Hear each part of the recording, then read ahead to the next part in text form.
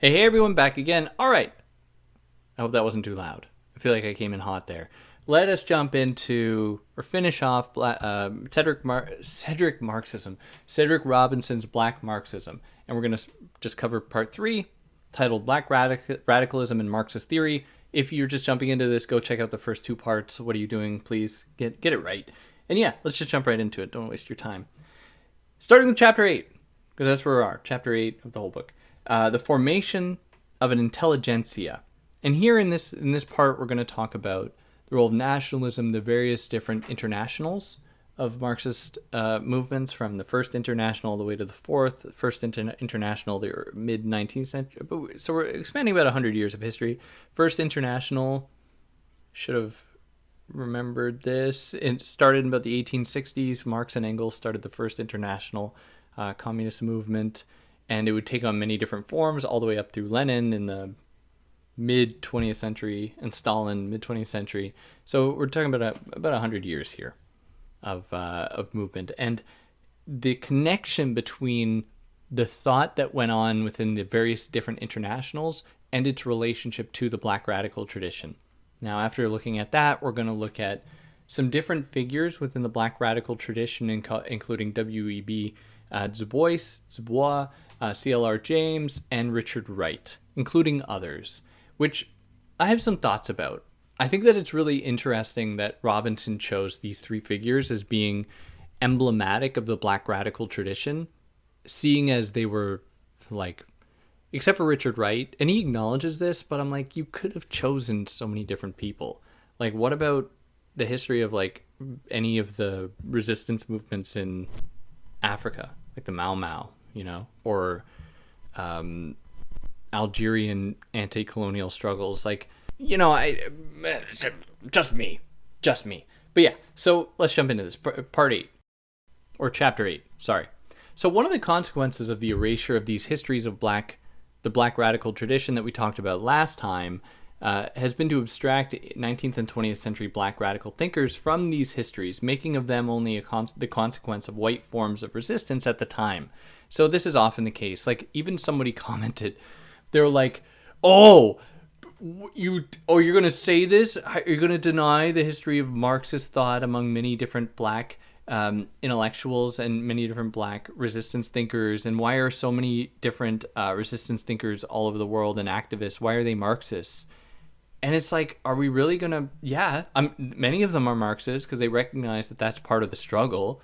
But are we really going to reduce what they're doing to their Marxist inclinations? Like, what the hell? Like, come on, there's clearly so much more motivating them than them being informed by Marxism. And this is just an effort to, like, suggest that the only way they could have had this critical resistive consciousness is by adopting this European framework. Like, that's the only way. Like, what? It's absurd. And the same applies to so many other contexts, like where any kind of resistance has to be, like, approved with the right Marxist approach or something. Or, if there's any kind of resistance, the Marxists are like, oh, this is just the latent, even if they don't recognize it, it's a latent expression of anti-capitalist Marxist impulse, as though there could be no other reason for it. Especially, and one of the easiest ways I like to think about it is in terms of, like, sexism, where women fighting against patriarchy don't necessarily need to do so by also doing so through the filter of Marxist struggle. Many of them do, and I think that those are some of the most vibrant, important feminist struggles, but it's not the only motivating factor. Like, fighting against sexual aggression and violence is something that transcends capitalist exploitation. These things are intimately connected, obviously, but it can't be reduced to it. And I'm always just shocked when Marxists are incapable of holding this nuance that both things can be true. And it's like, for many of them, if you acknowledge that that's a possibility, that maybe there are other motivations, then you're branded as reactionary, or you haven't, like, properly understood Marxist doctrine or something, which I always find really interesting. But yeah, that's just me. But this will be relevant as we look at W.B. Du Bois and C.L.R. James, especially later on, because they were like middle class black intellectuals that came from, fairly good families, like wealthy families, I mean, had the opportunity to go to school and study European knowledge systems and all that. And so Robinson will use them to say, like, look, these people adopted, and many of them identified for a period as Marxists, but then recognized the limitations of Marxist thought when accounting for the specific struggles of black people, which has historically really been ignored within the history of Marxism. And that is definitely a hill I think I'm really willing to die on, is that Marxism, this has been really an area that's been ignored within Marxist thought. Or ignored is not the right way to put it, but when it has been accounted for, which it is accounted for, it's just like often without actually listening to black people and their struggles, and has been about imposing this Marxist narrative onto them and saying, like, we know the solution for you. We'll just adopt this and everything will fall into place. That puts us into Chapter 9, Historiography and the Black Radical Tradition. W.B. Du Bois, So we're going to talk about W.B. Du Bois. W.B. Du Bois was obviously one of the most important intellectuals, historiographers, and Marxists in the 19th and 20th centuries. Where Du Bois, he was the first black man to earn a degree, his PhD from Harvard, and to work at Harvard. So I think that he was the first to do both. Now, during his life, he wasn't really celebrated by his peers because, surprise, surprise, racism.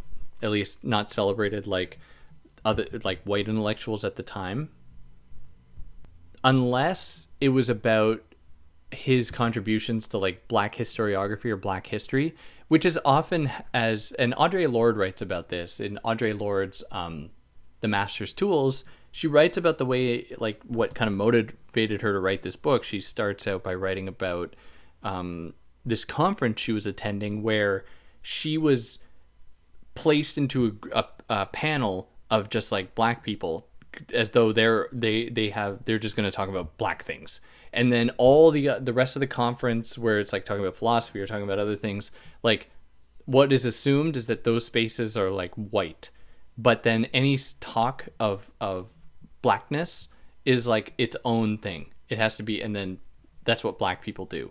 Same thing with like feminism, where it's like women's knowledge is often through like white philosophy bro dudes.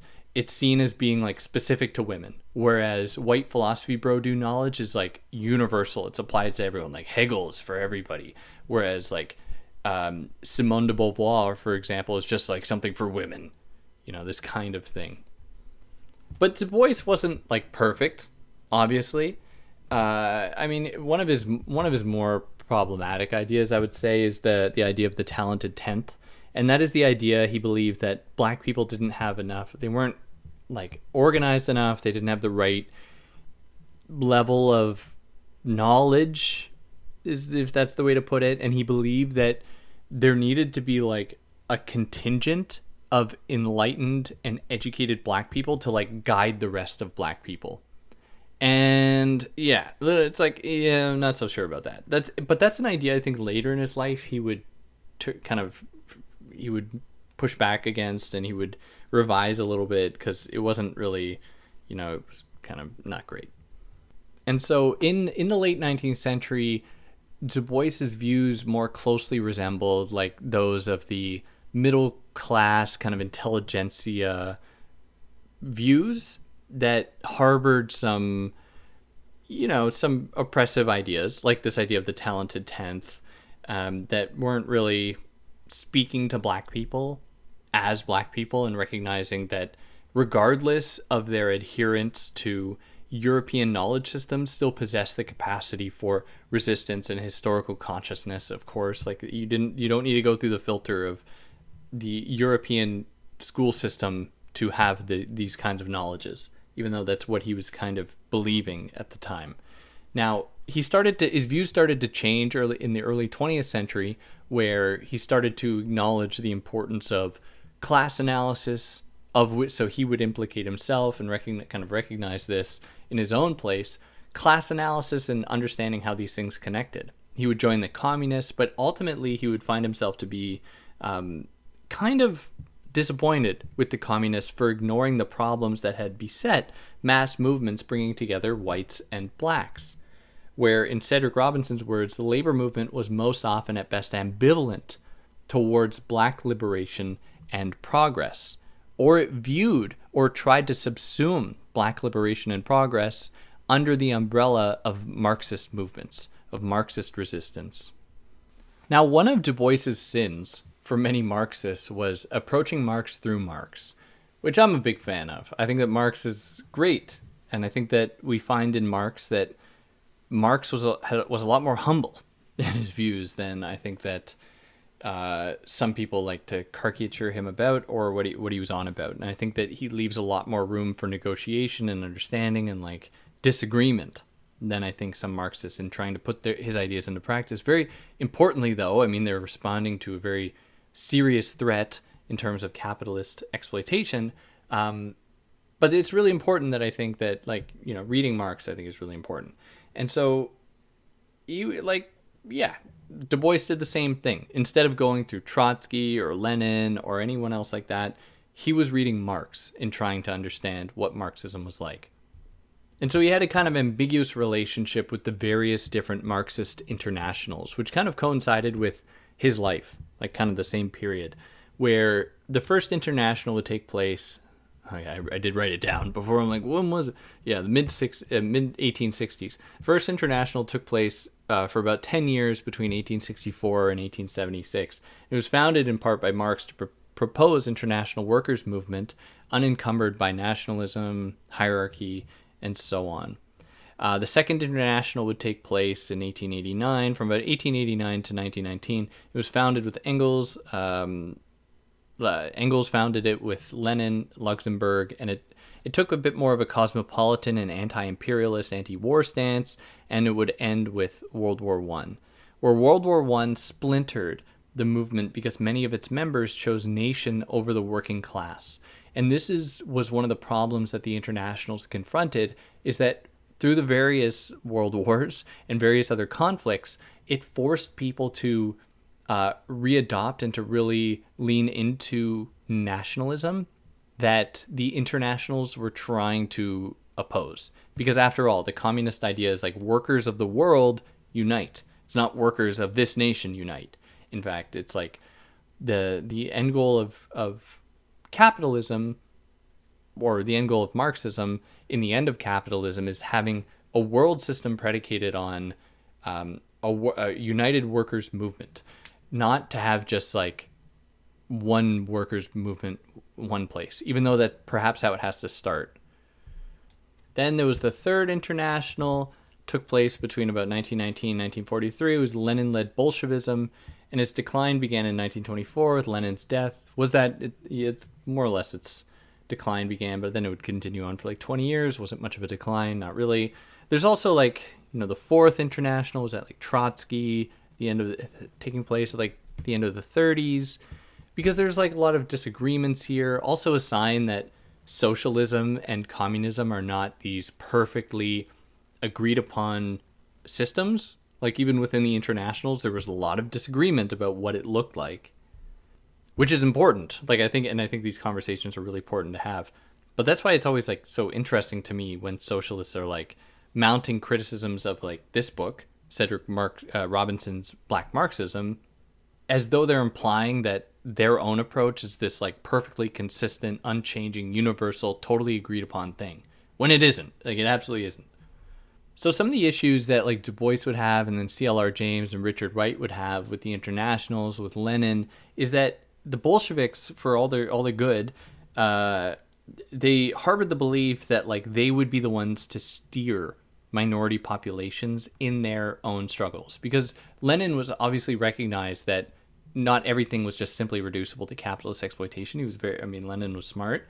He recognized that there are other factors at play, but still, like, it would have to go through the filter of Bolshevik ideological understandings in order for these people, any minority population, to actually oppose their oppression.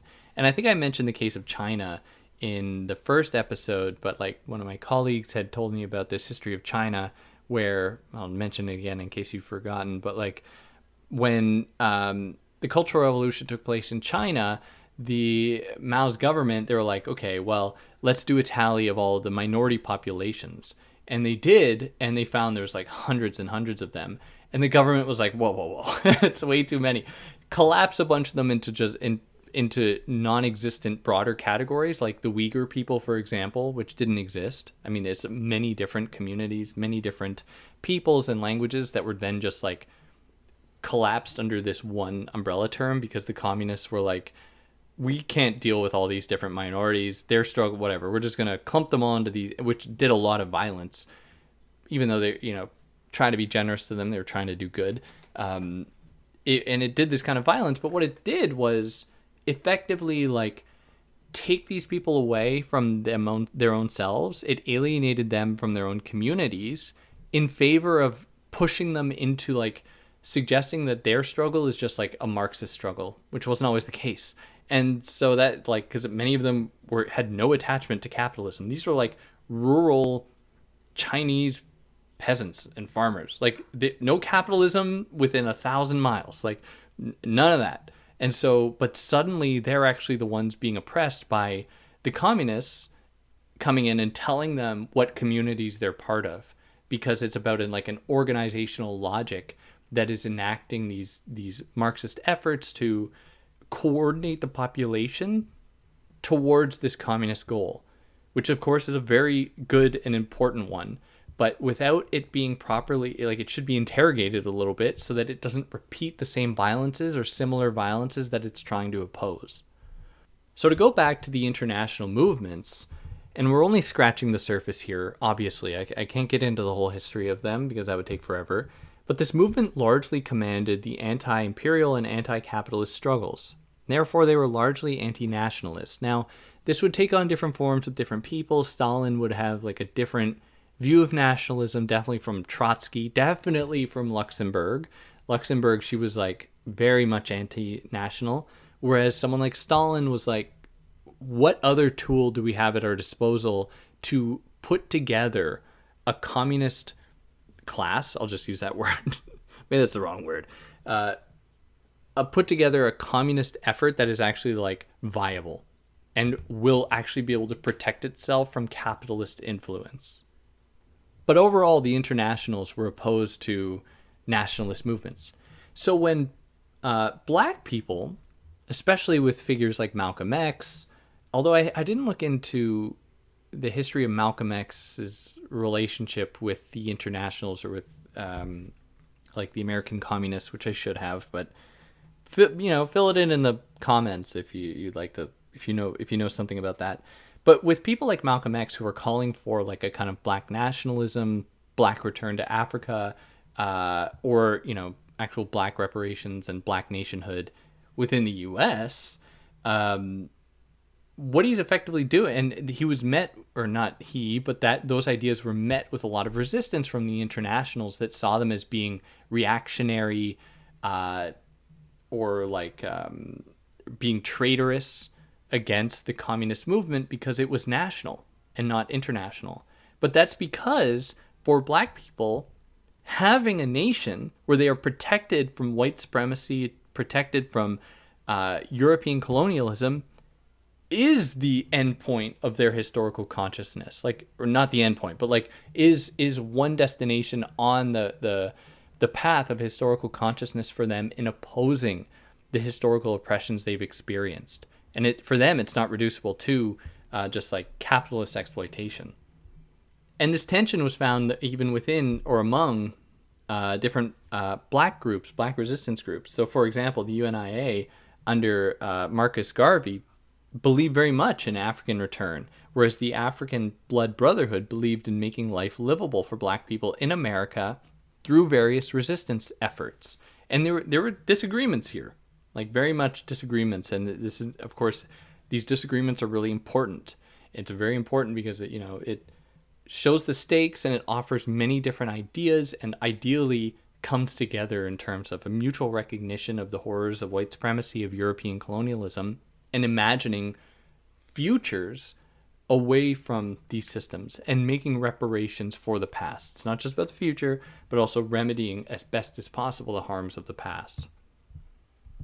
So the African Blood Brotherhood would develop strong alliances with the American communists in their mutual opposition to nationalism, whereas the UNIA would have with Marcus Garvey would be kind of didn't have a great relationship with the communists. They would, it depends on some things they would, but they didn't have a great relationship with the communists. And Garvey has often been really been dragged through the mud, obviously. But in any case, it does show that this isn't a homogenous movement, and is a sign of these vibrant discussions taking on their own forms along the continuum of the Black radical tradition. So obviously, though, in all of this, Du Bois, he valued Marx, he valued Lenin, but didn't want to lionize or idolize them. He recognized they're only one piece, small pieces of a bigger puzzle. And this is especially true when looking at anti-colonial struggles that are not totally directed at capitalism, obviously. These resistances were primarily conducted by the peasantry, not the kind of canonically enlightened proletariat. And this is something that Foucault writes about a little bit, actually, where Foucault in his lectures writes a lot about various different peasant revolts that were revolting against different kinds of economic exploitations and were actually pushing for different kinds of economic systems and different kinds of economic arrangements that didn't really follow the trajectory of capitalist and then communist development as Marx had laid it out. But these histories by Marxists have often just been reduced to another kind of historical expression of a latent kind of Marxist, anti-capitalist, anti-economic exploitation without really getting at the nuance of what they were doing and what they were opposing. And the working class is obviously, there's a vibrant history of working class resistance through, unions maybe aren't the best example, but many of the resistances that we've seen have not come from the enlightened industrialized working class, which is what Marx kind of predicted. Really, the resistances have come from people who Marx would have viewed as being still kind of infantile in human history, be it peasant workers in Europe or people speaking to and enacting the Black radical tradition that Marx had a pretty negative view of. But in any case, it shows the extent to which these different kinds of resistances took on different forms. Putting us here into chapter 10, C.L.R. James and the Black radical tradition. So C.L.R. James, he lived from pretty much throughout the 20th century. He was born in 1901 until 1989. And he was a Trinidadian Marxist Trotskyist. Anti-racist, anti-colonial activist, and writer. Now, Trinidad's history of enslavement is very complicated, obviously, as histories of enslavement are incredibly complicated. Or Trinidad and Tobago. Technically, it ended in the 1830s, but that just pushed the people there into a new kind of exploitation. And this is very much the case, too, with the ending of the quote-unquote ending of enslavement in the U.S., where it just entered these people into a new kind of exploitation, into wage labor exploitation, which when you factor in racism meant that they were being paid even less than their white wage earning counterparts. And this created a lot of animosity. And I'm reading another book now that I'm going to cover in more detail, and I think I might have the host on, or the writer on, Yoon Sung Kim, who writes about the Homestead strike in 1892, which was a steel workers' strike. And during the steel workers' strike, this is 1892, as with many strikes, the owners hired scab workers, quote unquote scab workers, people who are going to break the picket line. And many of them were black, because many black people were on the verge of death because they needed to work. And what this did is it created a lot of animosity and really fed into a lot of racist ideas among unionized steelworkers against black people, because unions were highly segregated at the time. And so with this is these people, the steelworkers, actually started to harbor more anger towards black workers than their bourgeois exploiters, who are the real enemies at the end of the day. But without actually accounting for this, it just fuels kind of racist separations even among workers. And so the idea that just like workers of the world unite, it's like, wait, are we really not going to account for how, believe it or not, workers might also be racist? Are we just going to pretend that's not the case? We're just going to pretend everyone's going to come together and it's all going to be great? Like as though these racist ideas and embodied feelings are just going to go away? I mean, it seems incredibly naive. But yeah, back to Trinidad and Tobago, where it's after enslavement had ended, it pushed people into a new kind of exploitation with capitalism. Hence, still the importance of Marxism in accounting for this. So many refused to work for obvious reasons, and so sugar plantation owners pursued labor from elsewhere, to import from elsewhere, from China, India, the U.S., other South Central American countries. And so you saw this influx of workers from all these different places to do this kind of work, this cheap labor, because newly quote unquote freed black people in Trinidad and Tobago weren't going to be super willing and weren't willing to then step into a new kind of exploited work. So hence there was a lot of cultural and linguistic exchange, for better or worse, really. So like, for example, as a result, many laws emerged to suppress Creole and other patois languages and cultures, like carnival, like festivals that were very much a part of these kind of these black traditions in these areas. It extends outside of Trinidad and Tobago as well, though. But what was seen then was the adoption of various laws to suppress Creole, black, patois. I guess patois. The term might be a little problematic, but all these different languages and ideas and cultural activities in order to try and like suppress the sign of people living a life that doesn't comply with wage labor, where these people are just straight up just refusing it. Whereas Marx is like, oh, capitalism is a totalizing system. It's going to subject everybody to this, take away their knowledges and stuff, for having their own cultures and lives, et cetera, et cetera. And these people they were like, screw that. I'm not doing that. We're going to live on our own. Like in the last episode when we mentioned the history of like the Maroon settlements, where people were like, I'm not submitting to this capitalist system. I don't care how much Marx thinks that this is necessary.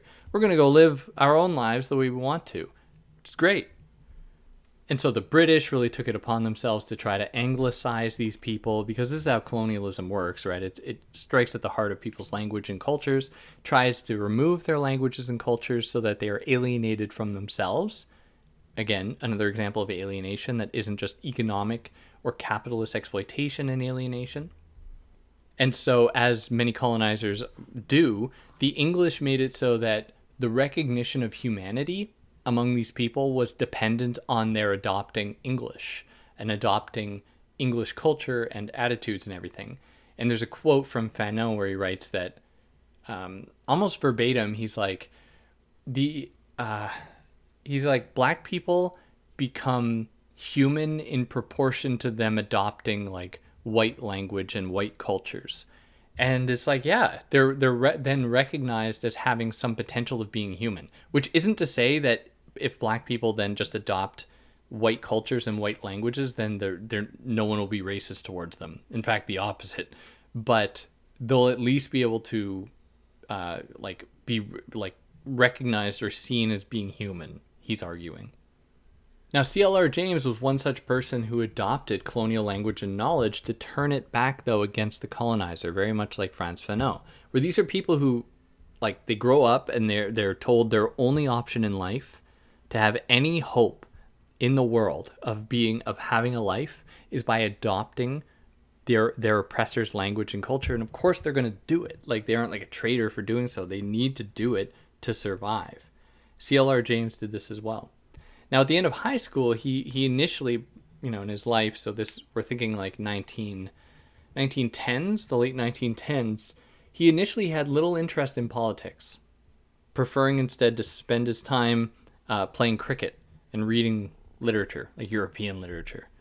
So he would remain somewhat apolitical until his like late 20s, until the 1930s, when he became interested in the Trinidadian Tobago leader, Andrew Cipriani.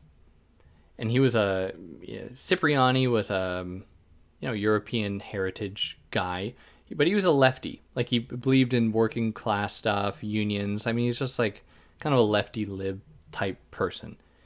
Now, at the time, the cracks and limits of British European communism became apparent to black visitors in Britain, like James, where Marxism was becoming more and more detached, in his view, from workers and more attached to intellectuals and wealthy socialists.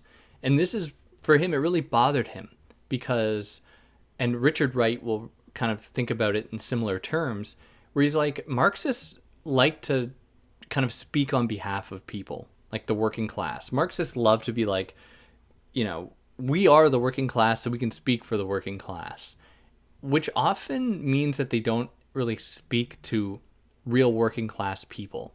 And so, which I'm always like, I find so fascinating, because if you actually speak to like working class people, I mean, these are where I've always lived. It's like, none of them are sitting around citing Marx or imagining post-capitalist futures, even though that might be like what a Marxist might say. It's like what they actually need or something. It's like, but shouldn't we actually listen to what their experiences are and, talk with these people? And almost no one, in my experience, and there's a lot of it, is going to be sitting there citing Marx as like what needs to happen. They're just like, I wish I was being paid a little more so I could afford rent. These are the things. And while I think that obviously there's more to it than that, there's this kind of like, there are these stubborn strains of Marxist thought that just insist on being like, let me tell you what you need, stupid worker. Let me tell you what you need. Us intellectual Marxists, we've read all the books. We will tell you what you need, which I just find so infantilizing. But let me add, like, capitalism does that too. Like, they're doing that exact same thing. Like, and they're giving out pennies like for it. It's not like Marxists are the ones that are the most guilty ones of this. Obviously not. But it's an annoying thing that it's like, it should be remedied. Also, CLR James was super disappointed with the fact that the Soviet Union was totally cool with trading, doing trade with Italy during its colonization or colonialism of Ethiopia, and the Third International's disbanding of the Trade Union Committee of Black Workers, because he was like, what is going on here? What is happening here? And this created a large divide between European and non-European visions of anti-oppressive struggles, where CLR James was like, is this movement just a white movement? Like, are the internationals, they're just for like white people, white Europeans, and they'll trade with colonizers, and they're totally fine with colonizers because of some reason?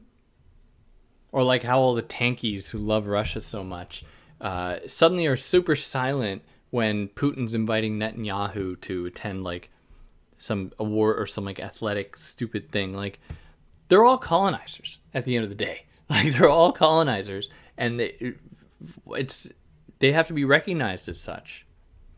But James wouldn't give up on Marxism entirely. He really liked Trotsky, the idea of permanent revolution and perpetual revolution and just like constant struggle, and to expand the limits of this thought. He really liked Trotsky for that. And he also, like, his own version, James's own version of communism would be informed by Trotsky and actually working and living with working class people in Britain.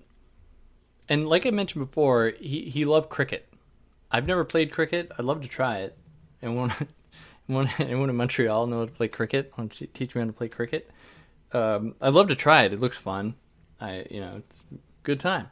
But his interest in cricket would actually change a bit in the 1930s, because he recognized the way in which cricket was being adopted by and absorbed by the upper classes, where cricket before then was like historically very much like a working class and poor person's game, which is the case for many games.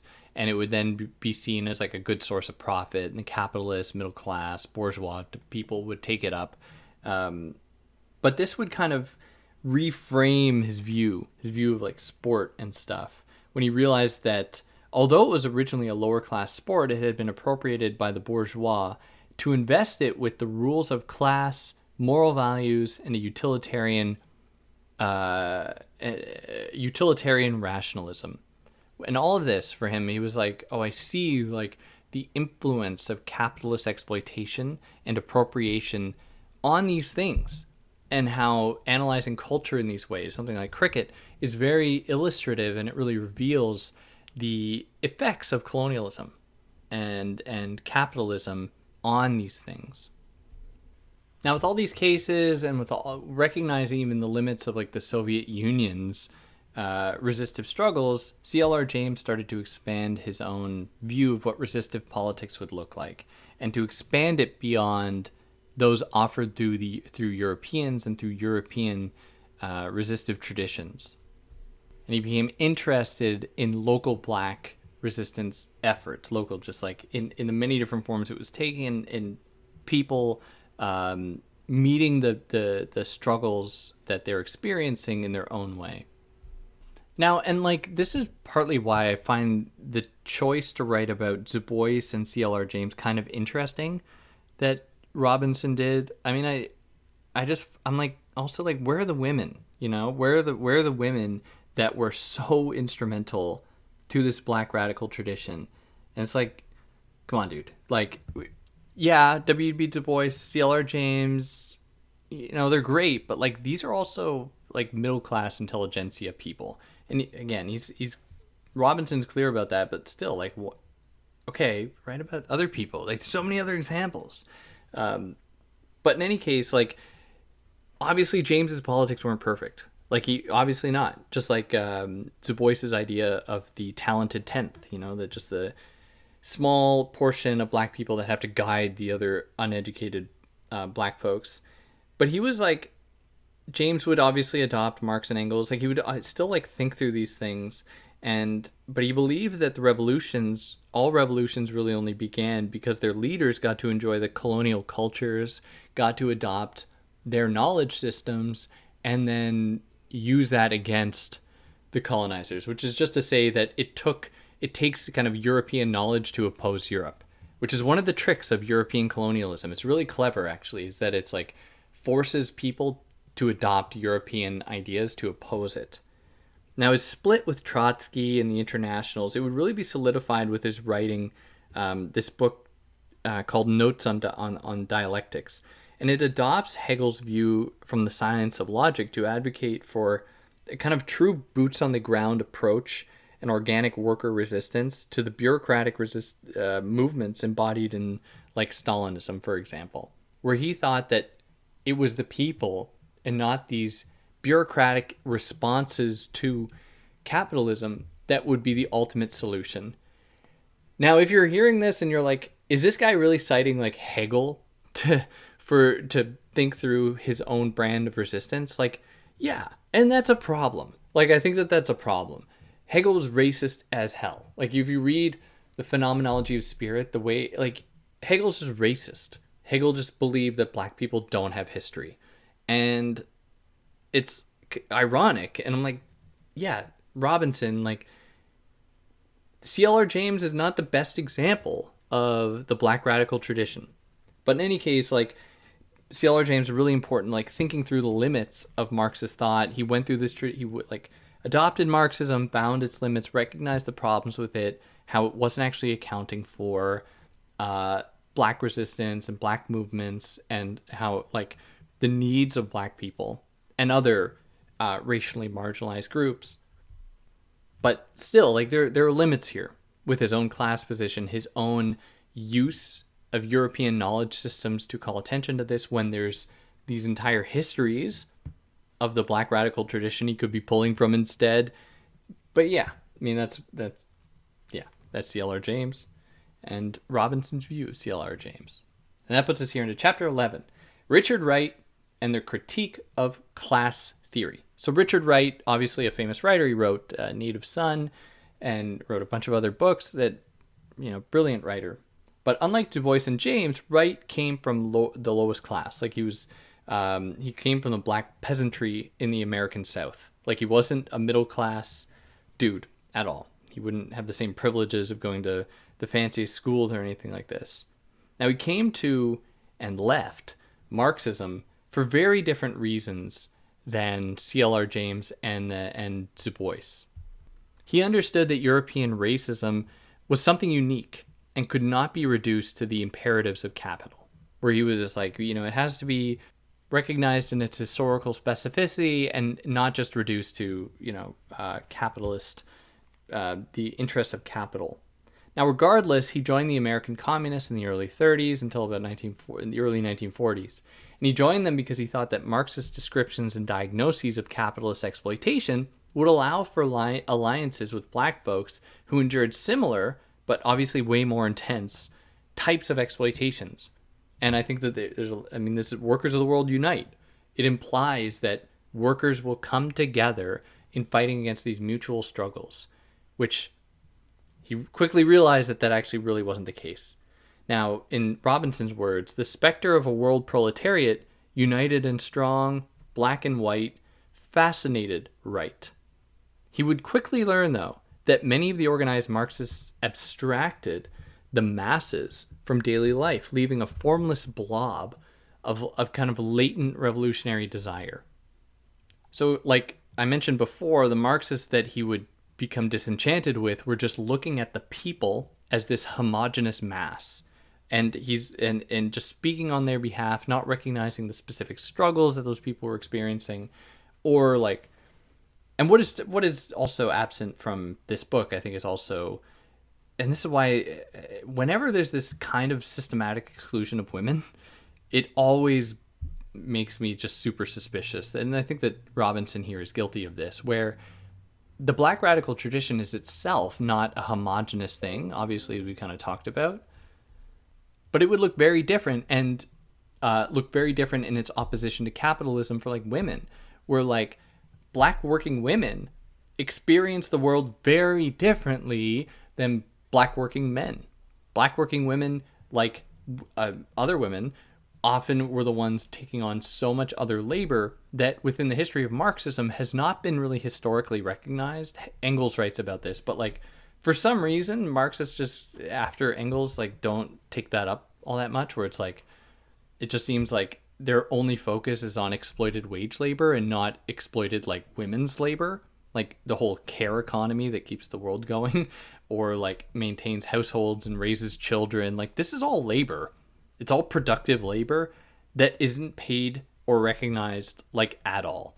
And this is like, so in this case, like, women's struggle in fighting against patriarchy is fighting against that alongside fighting against capitalism. So women are like, see their enemy not only in capitalists, but they're also seeing their enemy in workers who expect of these women to perform this work for free in the household, which is often goes on.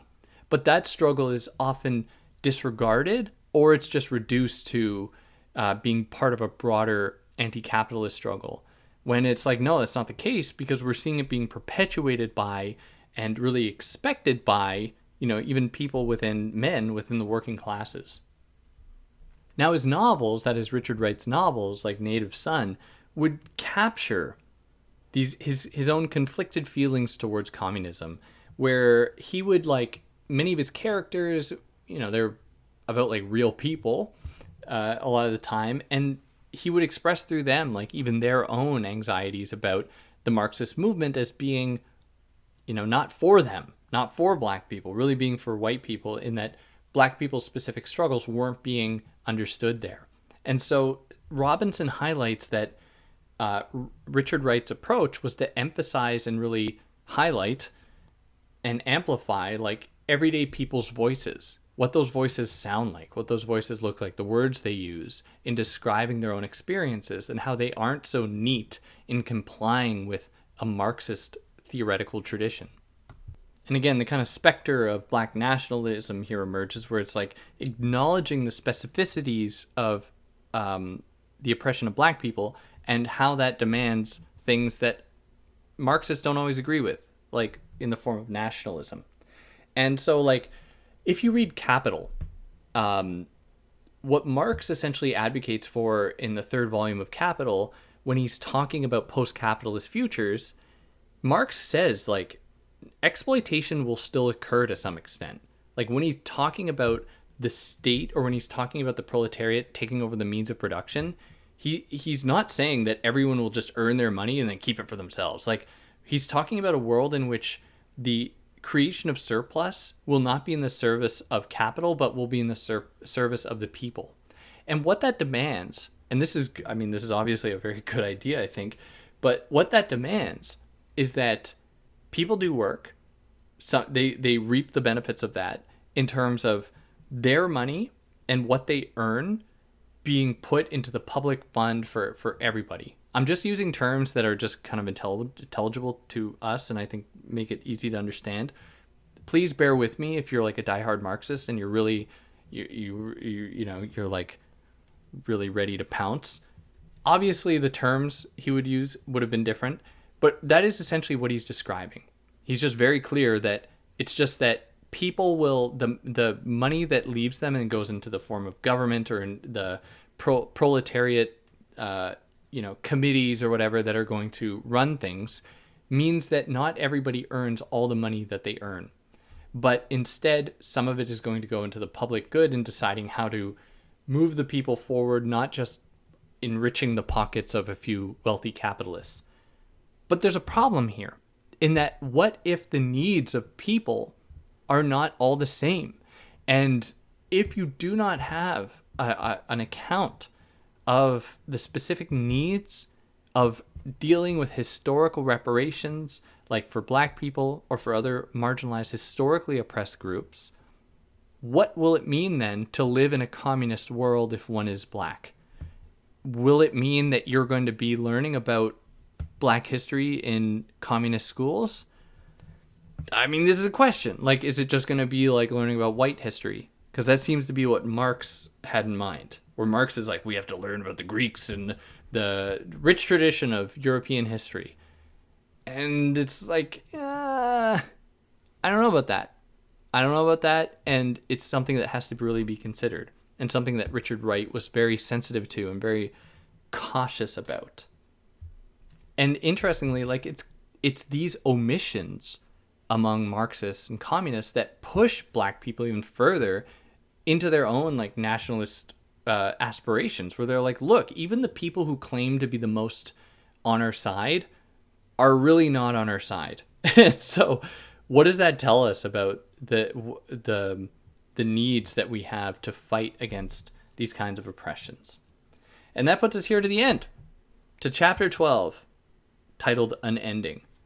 Now, in this chapter, he does a lot of recap. I don't really feel the need to do that because it will take a while, and we've already just talked about it. So, So historically, Black resistances, they've not been really like the same, or they haven't really complied with Marx's belief that people will be absorbed into capitalism and therefore into Europe and European ideology. Black resistance has often repudiated both, turning away from them, like, for example, with the maroon settlements we mentioned before in Jamaica and Haiti, etc., rather than towards them. Now, these communities like these, they really elevated Black consciousness in a way that differs from class consciousness. Now, he concludes here by highlighting the urgency of Black radical politics in the face of colonial powers, state violence, and rampant exploitation and diminishment of Black people's lives, the value of their lives. Whether the other, in his words, whether the other oppositions generated from within Western society, Marxism, for example, will mature, remains problematic. This is how he ends his book, is to say, like, I think that he really holds hope that Marxism will account for these things and will adapt in a way that moves with the Black radical tradition, acknowledges it, respects it, learns from it, and then you see the mingling of these different resistive movements coming together in opposing all of these kinds of oppressions, not just amplifying one of them, like economic-based oppression, which has to be dealt with, and it has to be dealt with, 50 years ago, but it's got hundreds of years ago, really. But it's just one of many, and these things have to come together to oppose all these oppressions. But yeah, that's more or less the book. I hope that this was informative. If there's anything I got wrong, I'd love to hear about it. And anything I left out, I'd love to hear about it. Again, I am no replacement for actually reading the book. This book just happens to be like kind of dense, tough to read. So I hope I was able to clarify it. But there's a lot of the history here that I couldn't get through because it would take forever. But yeah, if you like what I did, you can like, share, subscribe, tell your friends. Who knows, they might get a kick out of it. That's always my catchphrase for that. I don't know why. Just tell your friends. I don't know. Share it on your things. But yeah, on that note, hope you're all well.